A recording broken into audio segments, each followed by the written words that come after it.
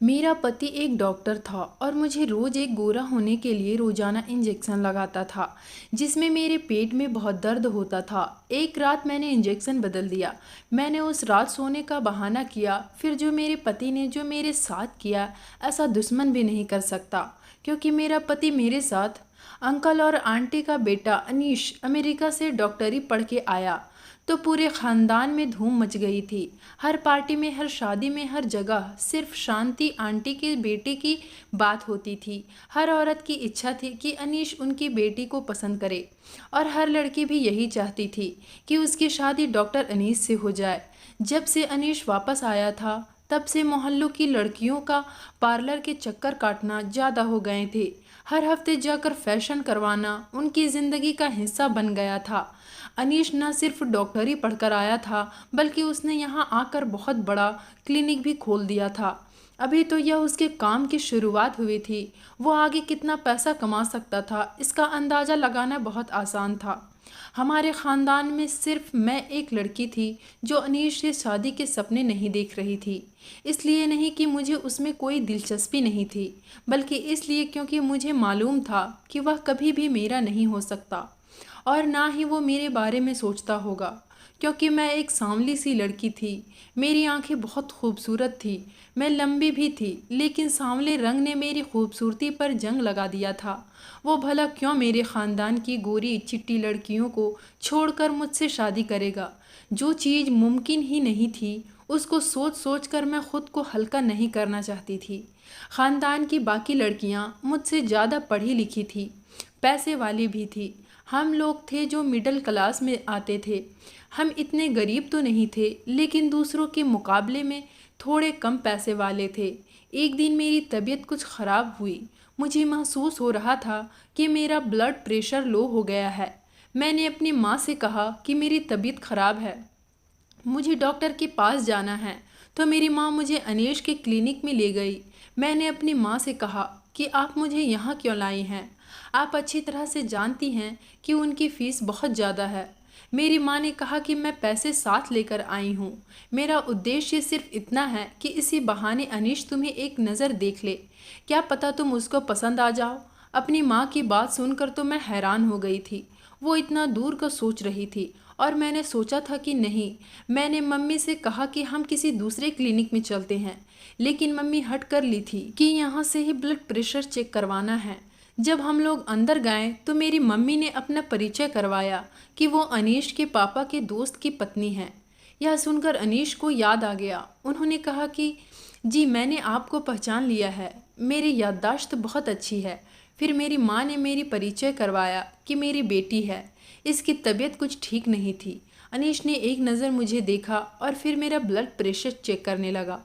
हालांकि उसके ऑफिस में दाखिल होने से पहले ही उसके असिस्टेंट मेरा ब्लड प्रेशर और वज़न चेक कर चुकी थी, और पर्ची भी मुझे दे दी थी जिसमें मेरा ब्लड प्रेशर रिकॉर्ड था। लेकिन मैं सोच रही थी कि अनीश फिर से मेरा ब्लड प्रेशर क्यों चेक करने लग गया है। उसने एक नज़र मेरी आंखों में देखा और हम दोनों की नज़रें चार हुई। उसने मुझसे कहा कि आपका बीपी लो है। उसने मुझे दवाइयाँ लिख कर दी है। थोड़ी बहुत मेरी माँ से बातें की और हम वहाँ से वापस आ गए। लेकिन सारी रात अनीश की नज़रों ने मुझे सोने नहीं दिया। उसकी नज़रों में कुछ अजीब सा था, जैसे मैं समझ नहीं पा रही थी। लेकिन मुझे झटका तब लगा जब 2 दिन बाद अनीश का रिश्ता मेरे लिए आ गया। मुझे हैरानी हुई थी और खुशी भी हुई थी। उसने एक नज़र मुझे देखा और मुझे पसंद भी कर लिया, और शादी तक का सोच लिया। मेरी माँ ने मुझसे कहा कि वह बाहर से आया है और यहाँ के लोगों की तरह हुस्न का पुजारी नहीं है, बल्कि तुम तो बहुत हसीन हो, सिर्फ रंग ही सांवला है, काला भी नहीं है। वो समझदार लड़का है, उसने ज़रूर तुम में कोई ख़ास बात नोट की है। वो आम लड़कों की तरह गोरी रंग को चाटने वालों में से नहीं है। मेरा रिश्ता अनीस से तय हो गया। पूरे ख़ानदान में यह खबर जंगल की आग की तरह फैल गई, और हर जगह बातें होने लगी कि अनीश ने कैसी लड़की पसंद की है अपने लिए। इतनी खूबसूरत पढ़ी लिखी लड़कियों को छोड़कर उसने एक सामान्य कम पढ़ी लिखी लड़की को पसंद किया। यह बात पूरे रिश्तेदारों में किसी को भी अच्छी नहीं लगी थी। सबका मूड खराब था, लेकिन हमारे घर में तो जैसे खुशी की एक लहर दौड़ गई थी। मेरे घर वाले भी खुश थे और मैं भी बहुत खुश थी, क्योंकि अनीश मुझे मैसेज करके कहा कि वह मुझसे पहली नज़र में मोहब्बत का शिकार हो गया था। उसे मेरी आंखें बहुत पसंद आई थी। उसे मुझ जैसी लड़की की ही तलाश थी और मुझे अम्मी की बात पे विश्वास होने लगा कि वो बाहर से आया है और बाहर के लोग कोई ख़ास चीज़ ही लड़कियों में नोट करते हैं, उन्हें पसंद करते हैं, ना कि सिर्फ खूबसूरती देखते हैं। खैर मैं बेफिक्र हो गई थी। शादी की तैयारियां शुरू हुई तो अनीश की माँ साफ साफ कह दिया कि उन्हें हमसे कुछ भी नहीं चाहिए। खुदा ने अनीश को सब कुछ दे रखा है, इसलिए सब कुछ अनीश खुद ही करेगा। यहाँ तक कि मेरे लिए शादी के जोड़े भी अनीश की तरफ से भेजे गए, वह भी एक से बढ़कर एक डिजाइनर के थे। लाखों में मेरे शादी के कपड़े तैयार करवाई गई थी और जेवरात के नाम पर कई तोला सोना चढ़ाया गया था। रिश्तेदारों के तन बदन में आग लग गई थी। हर कोई अनीश को अकल का अंधा कह रहा था, जिसने बिना कुछ सोचे समझे मुझे शादी के लिए पसंद कर लिया था। मेरी माँ ने भी रिश्तेदार वालों को आग लगाने में कोई कसर नहीं छोड़ी थी और शादी से एक रात पहले सारे ख़ानदान को जमा करके सभी कपड़े उन्हें दिखाए थे। कुछ रिश्तेदारों ने तो ढके छुपे आवाज़ में माँ से पूछ भी लिया था कि तुमने कौन सा जादू लड़के पे करवाया है जिसे कुछ दिखाई नहीं दे रहा। किसी को मेरा और अनीश का रिश्ता हजम नहीं हो रहा था और ऐसे ही हमारी शादी का दिन आ गया। मेरा अनीश का साथ फेरा हो चुका था और मैं अनीश के साथ दुल्हन बनी स्टेज पर बैठी हुई थी। जब अनीश की बुआ की बेटी स्टेज पर आई और उसने ऐसी बात कही कि मेरी आंखों से आंसू टपकने लगे। वो अपने शब्दों में मेरा मजाक उड़ा रही थी और साथ ही अनीश से कह रही थी कि तुम्हारी पसंद को क्या हो गया है, तुम तो इतने क्लासी थे, अचानक से ये तुम्हारा टेस्ट इतना ख़राब कैसे हो गया। अनीस ने उसे एक दो शब्द कहे और वह खुद ही स्टेज से नीचे उतर गई। लेकिन मेरा आज का दिन खराब हो चुका था। मैं सर झुकाए बैठी थी और यह सोचकर ही शर्म से ज़मीन की तरफ देखी जा रही थी कि अनीस से किस तरह नज़रें मिला पाऊंगी। मैं जानती थी कि सबको इसी बात का हैरानी है कि अनीश ने मुझे क्यों चुना है, लेकिन ये बात सिर्फ मैं ही जानती थी कि अनीश को मुझसे पहली नज़र में ही प्यार हो गया था। विदाई का वक्त हो गया था और मैं विदा होकर अब्बा के बड़े से घर में चली आई थी। मैं पहली बार उसका घर देख रही थी और यह देखकर मेरी आंखें खुली रह गई थी। अनीश का घर किसी शानदार महल से कम नहीं था। ऐसा लग रहा था जैसे वह करोड़ों रुपए कमाता हो। दिल में सोचने लगी कि डॉक्टर लोग तो बड़े ही पैसे वाले होते हैं, गरीबों का खून निचोड़ लेते हैं और अपना महल तैयार कर लेते हैं।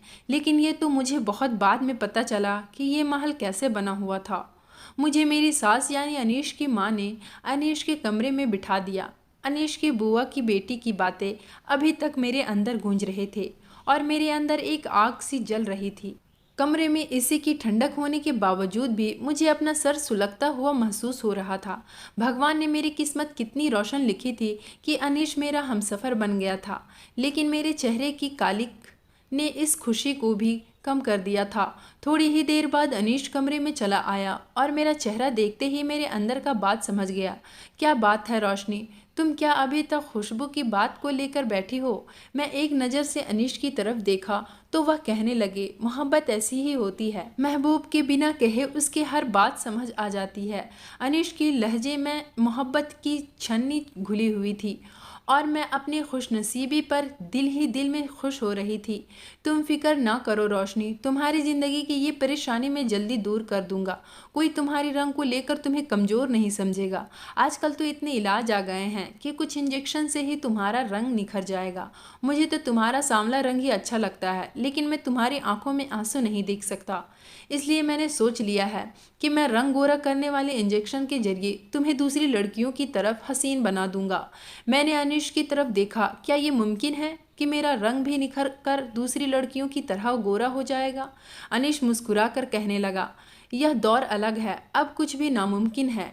जिसके पास पैसा है वह सब कुछ हासिल कर सकता है।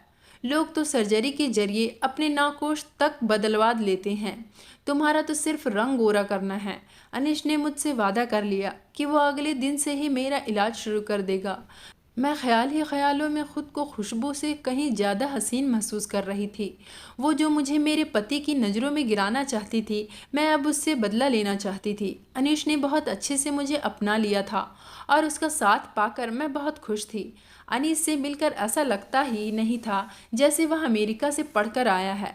ना उसके चेहरे पर गुरूर था, ना ही उसकी बातों में अमेरिका की पढ़ाई का नशा। वो तो एक सीधा साधा आम सा इंसान था जो मेरी मोहब्बत में पूरी तरह मेरा हो चुका था। शादी के अगले दिन ही अनीश ने मुझे बताया कि उसकी अपने एक डॉक्टर से बात हो गई है।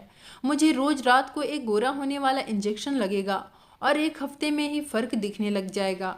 मैं आईने के सामने खड़ी तैयार हो रही थी। अनीश की बात सुनकर मैंने एक नज़र अपनी सांवली रंगत पर डाली और यह सोचकर ही मेरे चेहरे पर मुस्कुराहट आ गई कि आने वाले दिनों में मैं चांद की तरह चमकने लगूंगी।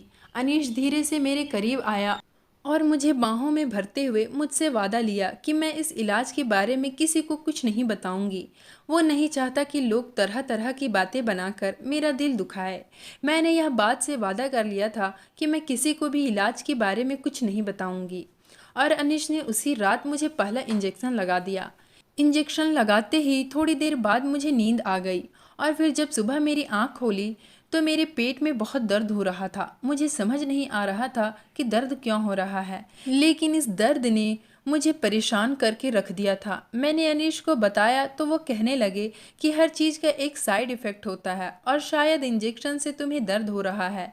एक हफ्ते की बात है, दर्द बर्दाश्त कर लो। मैं यह सब कुछ तुम्हारी खातिर ही कर रहा हूँ ताकि तुम्हें कभी छुप छुप कर आंसू बहाने की ज़रूरत ना पड़े।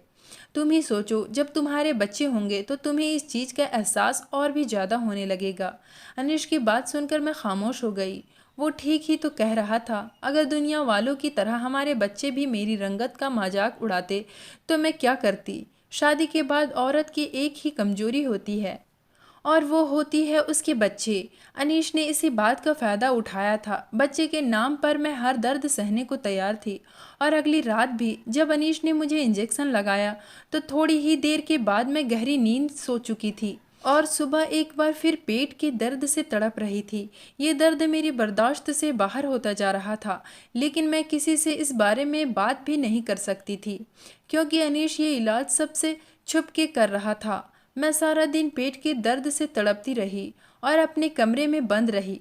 रात तक मेरे अंदर हिम्मत ख़त्म हो चुकी थी और मैं एक और इंजेक्शन नहीं लगवा सकती थी।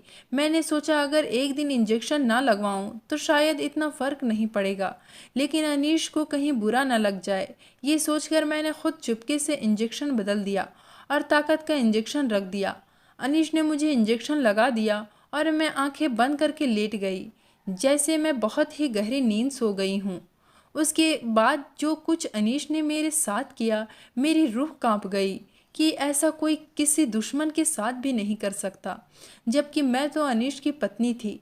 मैं फौरन उठकर बैठ गई थी और मुझे जागता हुआ देखकर अनीश के होश ठिकाने आ गए थे। वो हकलाते हुए पूछने लगा कि तुम अभी तक सोई नहीं हो। मैंने गुस्से में अनीस से पूछा कि ये सब क्या है और तुम मेरे साथ क्या कर रहे हो। पहले तो अनीश मुझे उल्टे सीधे जवाब देता रहा, लेकिन जब उसे अंदाज़ा हो गया कि मैं इतनी आसानी से खामोश बैठने वालों में से नहीं हूँ, तो उसने मुझे हर बात सच सच बता दी। अनीस का पूरा सच सुनकर तो मेरे होश उड़ गई थी। अब मुझे समझ आ गया था कि अनीस ने सारे ख़ानदान की हसीन और पढ़ी लिखी लड़कियां छोड़कर मुझ जैसी सांवली और मिडिल क्लास लड़की को क्यों पसंद किया था। उसे लगा था कि मैं उसके लिए बहुत आसान हद अब साबित हो जाऊंगी और बहुत आराम से वो मुझे काबू कर लेगा, लेकिन मैं इतनी आसानी से चुप बैठने वालों में से नहीं थी। मैंने फ़ौरन ही चीख चीख कर सारा घर सिर पर उठा लिया था और अपने घर भी फ़ोन मिला दिया था। अनीश की लाख कोशिशों के बावजूद भी मैं चुप नहीं की थी, बल्कि अनीश का घिनौना चेहरा सबके सामने ले आई थी। मेरी सास भी अनीश के साथ उसके जुर्म में बराबर की हकदार थी, इसलिए जैसे ही मेरे माँ बाप आए तो उनकी बोलती बंद हो गई। मेरी माँ को तो यकीन ही नहीं आ रहा था कि अनीश जैसा लाइट इंसान मेरे साथ इतना बड़ा धोखा कर सकता है। मैं माँ के साथ शादी के तीसरे ही दिन लौटकर अपने घर चली आई थी। रिश्तेदार वालों को तो बातें करने के लिए एक नया मुद्दा मिल गया था। हर कोई हमारे जख्मों पर नमक छिड़कने के लिए आ रहा था। सबके मुंह पर एक ही बात थी कि हमें तो पहले ही कुछ गड़बड़ लग रहा था। रोशनी जैसी सांवली लड़की से अनीश जैसा लड़का कैसे शादी कर सकता है। कुछ रिश्तेदार वालों ने तो अनीस को सही कहते हुए मुझे ही बुरा भला कह रहे थे, क्योंकि अनीश की माँ ने उन्हें मेरे बुरे चरित्र के झूठे किस्से सुना दिए थे। हर तरफ मेरी बुराई का चर्चा हो रहा था और मैं अपनी किस्मत पर आंसू बहाने में लगी थी। मैं कमज़ोर नहीं पड़ना चाहती थी, लेकिन लोगों के तरीके ने मुझे बहुत ही कमज़ोर बना दिया था। अनीश की वो मोहब्बत भरी बातें मेरे कानों में किसी शीशे की तरह पिघल रही थी। अनीश और उसकी माँ तो डंके की चोट पर मुझे ही गंदा कह रहे थे और मैं अपने बंद कमरे में बैठी थी। मुझे लोगों का सामना करने की हिम्मत ही नहीं हो रही थी। जब मेरी दोस्त मुझसे मिलने के लिए आई और उसने मुझे हौसला दिया कि मुझे खामोशी से नहीं बैठना चाहिए। अनीश जो काम मेरे साथ कर रहा था वो बिल्कुल गैर कानूनी थी और मेरी दोस्त चाहती थी कि हम दोनों मिलकर अनीश के खिलाफ कानूनी कार्रवाई करें।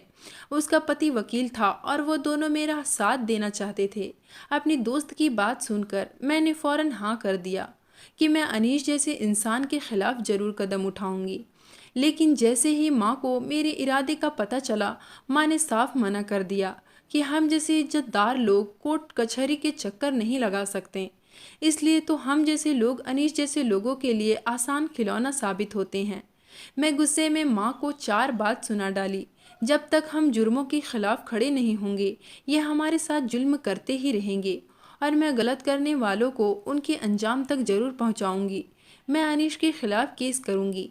मैंने माँ को 2 टूक बात सुना दिया और अपनी दोस्त की मदद से अनीश के खिलाफ मुकदमा दायर कर दिया। अनीश और उसकी माँ ने तो सोचा भी नहीं था कि मेरी जैसी आम सी लड़की, जिसे जमाने ने हमेशा ठोकरों पर रखा हुआ था, वो इतना बड़ा कदम उठा लेगी। क्योंकि ये कोई आम केस नहीं था, इसलिए बहुत जल्द मीडिया में फैल गया और लोगों के दिमाग और जुबान के ऊपर आम हो गया। जिसको भी मामले का पता चला वो अनीश पर थू थू करने लगा और अनीश किसी को शकल दिखाने के लायक नहीं रहा। मैंने अदालत में खड़े होकर बहुत हिम्मत से अनीश का घिनौना चेहरा सबके सामने रख दिया। अनीश ने मुझसे शादी जिस मकसद के लिए की थी वह बच्चा था।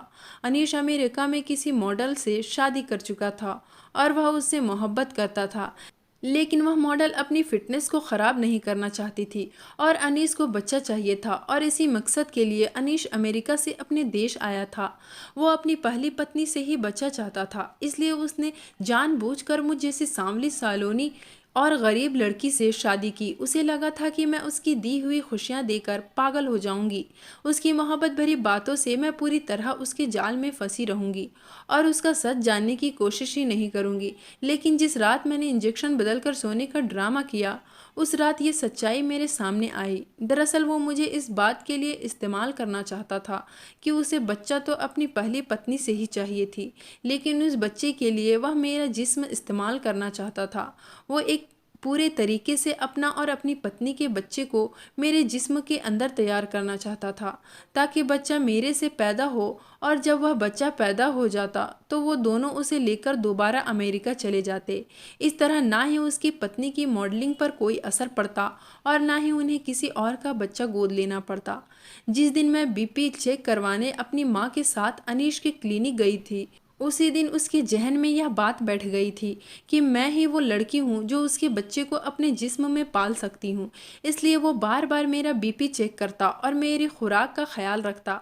सरोगेसी का तरीका हमारे देश में पूरी तरह गैर कानूनी है और ख़ास करके मेरी इजाज़त के बिना मेरा पति मेरा जिस्म कैसे इस्तेमाल कर सकता है। वह हर रात गोरा होने वाला इंजेक्शन के नाम पर मुझे बेहोश करता और फिर मेरा चेकअप करता था। जिस रात मैंने इंजेक्शन बदला था उस रात को आईवीएफ के जरिए मेरे जिस्म में अपने बच्चे को इम्प्लांट करने वाला था। उसकी अमेरिकन बीवी अपने जिस्म को ख़राब नहीं करना चाहती थी, लेकिन वह दोनों मिलकर मेरी पूरी ज़िंदगी ज़रूर बर्बाद करना चाहते थे। एक बार उन्हें मुझसे बच्चा मिल जाता तो अनीस मुझे तलाक देकर वापस अमेरिका चला जाता और फिर कभी लौट कर भी वापस ना आता और मैं सारी ज़िंदगी यूं ही तड़पती रह जाती। मेरी दोस्त का पति जो वकील था उसने कुछ सबूत इकट्ठे किए और अनीश और उसकी पत्नी को दोषी साबित कर दिया। वो दोनों धोखे से मुझे इस्तेमाल कर रहे थे और अगर उस रात मैं इंजेक्शन ना बदलती तो उन दोनों के बच्चे को अपना खून समझकर 9 महीने तक उन्हें पेट में पालती रहती और उसके बाद वो दोनों अपना बच्चा लेकर दोबारा वापस गायब हो जाते। उन दोनों को सज़ा सुना दी गई थी और मैंने अनीश से तलाक ले ली थी। मैं अकेली ज़रूर थी, लेकिन मुझे यकीन था कि भगवान ने मेरी किस्मत में यकीनन कुछ अच्छा ही लिख रखा है। सारे ख़ानदान वाले अनीश की सच्चाई जान चुके थे और आंटी को बुरा भला कह रहे थे, जिन्होंने अपने बेटे का साथ देकर मेरी ज़िंदगी उजाड़ने की कोशिश की थी। एक बात मैं बहुत अच्छी तरह जान गई थी कि सिर्फ इंसान की पढ़ाई उसे शोहरत नहीं देती, बल्कि यह माँ बाप की परवरिश भी होती है जो एक बच्चे को होशियार और साफ बनाती है। अगर आंटी अपने बेटे अनीश को सही और गलत का फ़र्क बताती और मेरी ज़िंदगी से खेलने के लिए मना करती, तो शायद उसे कभी इतनी हिम्मत नहीं मिलती। रिश्तेदार सभी भगवान का धन्यवाद कर रहे थे कि उनकी बेटी अनीश के जाल में फंसने से बच गई थी, जबकि माँ को इस बात का बहुत दुख था कि उनकी वजह से मेरी ज़िंदगी बर्बाद हुई है। लाखों का जेवर और कपड़े इंसान को अच्छा नसीब और खुशियाँ नहीं दे सकते, इसलिए इनको चाहिए कि वह अमीर और पढ़ा लिखा दामाद ढूंढने से कहीं ज़्यादा अपनी बेटी के अच्छे नसीब के लिए प्रार्थना किया करे। कोई भी लड़की 2 वक्त की रोटी और इज्जत के साथ चार दीवारी में खुशी खुशी ज़िंदगी गुजार सकती है, लेकिन वो एक बुरे इंसान के साथ कभी खुश नहीं रह सकती। मैंने जुल्म के खिलाफ इसलिए आवाज़ बुलंद की ताकि आइंदा कोई लड़की किसी लड़के के गलत मकसद की भेंट न चढ़े।